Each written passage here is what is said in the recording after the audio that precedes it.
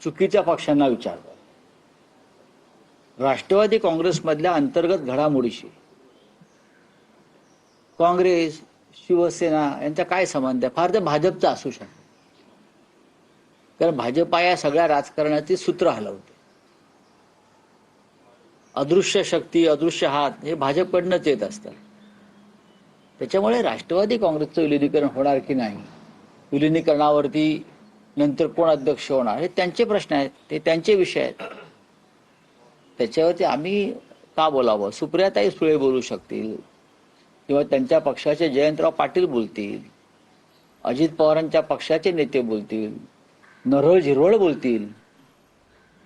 झिरवळ बोलू शकतील याच्यावरती.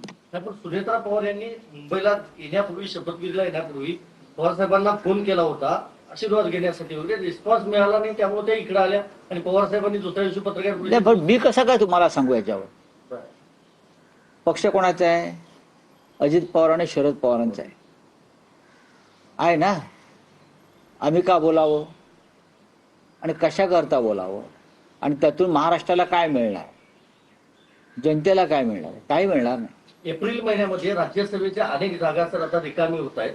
जर गणित बघितली तर महाविकास आघाडीतले तुम्ही जे 3 पक्ष आहात, एखादीच जागा येऊ शकते. काँग्रेस आणि शिवसेनेचं काय मत आहे? शरद पवार पुन्हा राज्यसभेवर यावेत का? शरद पवारांना हा प्रश्न आपण का विचारला नाही? बघा, शरद पवार हे एक धुरंधर राजकारणी आहेत, संसदपटू आहे. 3 पक्ष मिळून एक जागा जाईल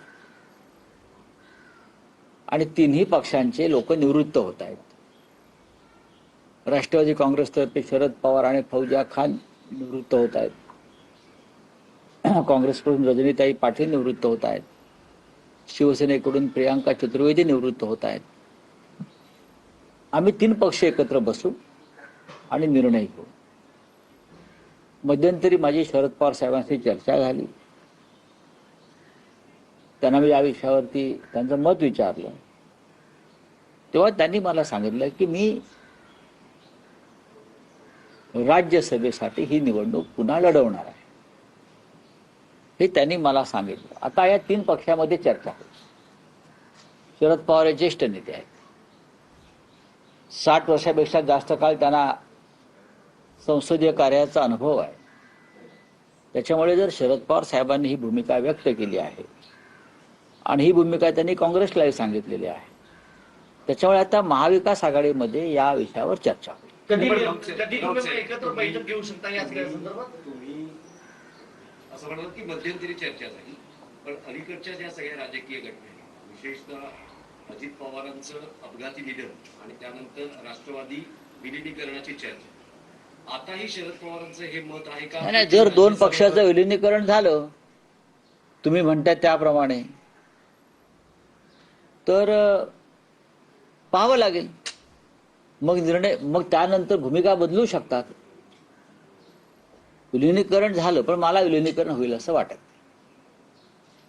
झालं तर आनंद आहे. शरद पवारांना 45-50 मतं ही त्यांची स्वतःची होतील.